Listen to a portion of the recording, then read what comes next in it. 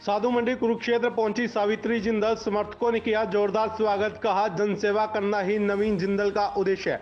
पूर्व सांसद नवीन जिंदल के भाजपा में शामिल होने के बाद उनकी माता एवं हिसार से पूर्व विधायक सावित्री जिंदल ने भी भाजपा का दामन थाम लिया है। वहीं आज वे कुरुक्षेत्र की साधु मंडी पहुंचे, जहां पहुंचने पर उनका भाजपा कार्यकर्ताओं और उनके समर्थकों द्वारा फूल मालाओं के साथ जोरदार स्वागत किया गया। सबसे पहले सावित्री जिंदल भाजपा पिपली मंडल अध्यक्ष विशाल सिंगला के आवास पर पहुंची। उसके बाद वे अपने कट्टर समर्थक विनोद गर्ग, अंकित गर्ग के आवास पर उनके परिवार से मिलने पहुंची। पत्रकारों से बातचीत करते हुए सावित्री जिंदल ने कहा कि कुरुक्षेत्र से उनका पुराना नाता है। स्वर्गीय ओम प्रकाश जिंदल ने जब कुरुक्षेत्र लोकसभा का चुनाव लड़ा था तो कुरुक्षेत्र के तमाम परिवारों से उन्हें भी मिलने का मौका मिला था।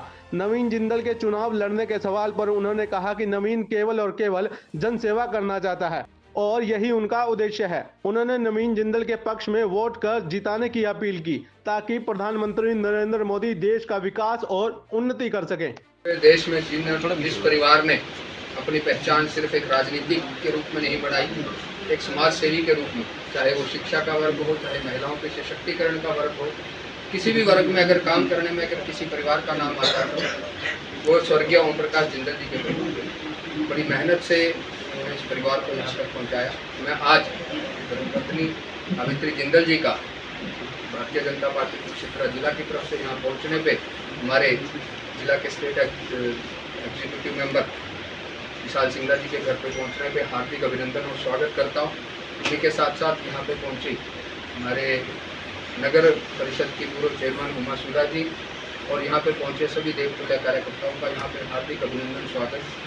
मैं पूरे और हम सबके चाहने पर हमारी प्रार्थना को स्वीकार करते हुए बड़े भाई नवीन जिंदल ने हमने आदेश लगा लो जो उन्हें आज तक भी दिया। उन्होंने कभी हमसे ये नहीं कहा कि मैं ये काम नहीं करूंगा। जो हमने जिम्मेवारी दी बड़े भाई नवीन जिंदल जी ने हमेशा स्वर्गीय ओपी जिंदल जी के पद चिन्हों पर चलते हुए उन्हें पूरा करने का काम किया और वो आज हमारे एक छोटी सी प्रार्थना पर लोकसभा के प्रत्याशी के रूप में भारतीय जनता पार्टी के प्रत्याशी बनकर हमारे बीच में आए।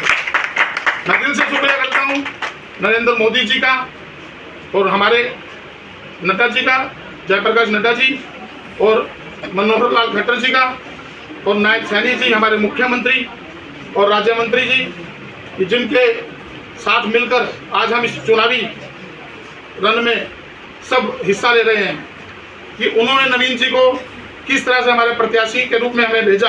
सबको उम्मीद थी, लगभग 6 महीने से बात चल रही थी कि नवीन जी हमारे प्रत्याशी होंगे और ऐसा ही हुआ।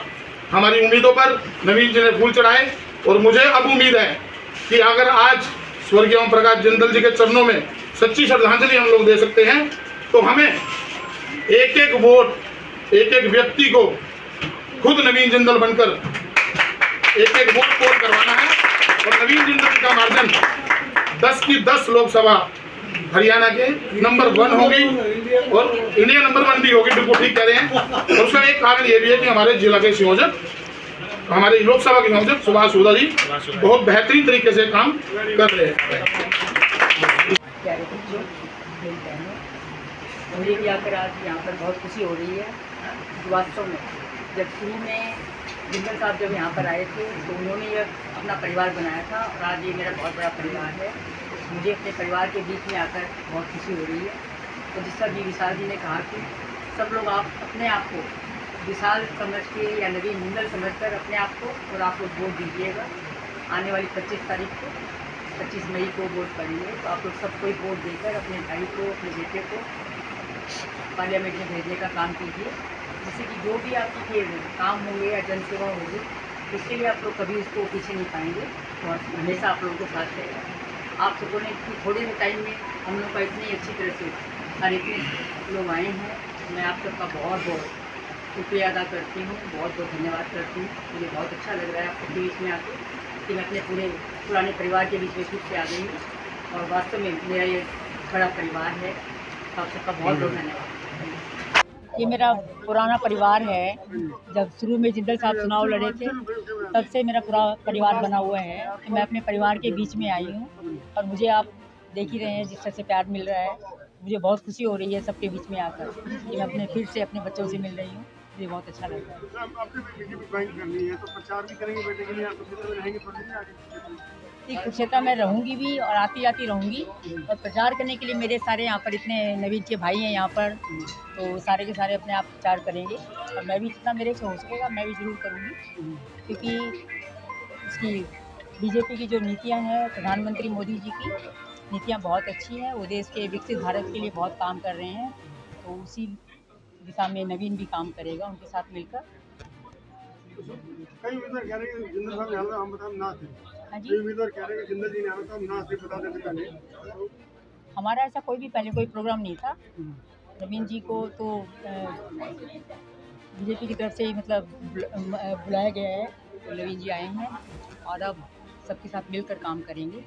विपक्ष चर्चाएं कर रहे हैं कि कुछ दबाव था, ऐसा कुछ तो नहीं था। कि दबाव वगैरह ऐसा कुछ नहीं था, क्योंकि मोदी जी की नीतियाँ इतनी अच्छी हैं, तो मोदी जी के साथ मिलकर, अमित शाह जी के साथ मिलकर, बीजेपी की जो नड्डा जी हैं उनके साथ मिलकर, फिर हमारे पूर्व मुख्यमंत्री मनोहर लाल जी खट्टर और नायब सिंह सैनी जी के साथ मिलकर जो उनकी नीतियाँ हैं उनका प्रचार प्रसार करेंगे और नए भारत के विकसित भारत के लिए काम करेंगे। Thank you.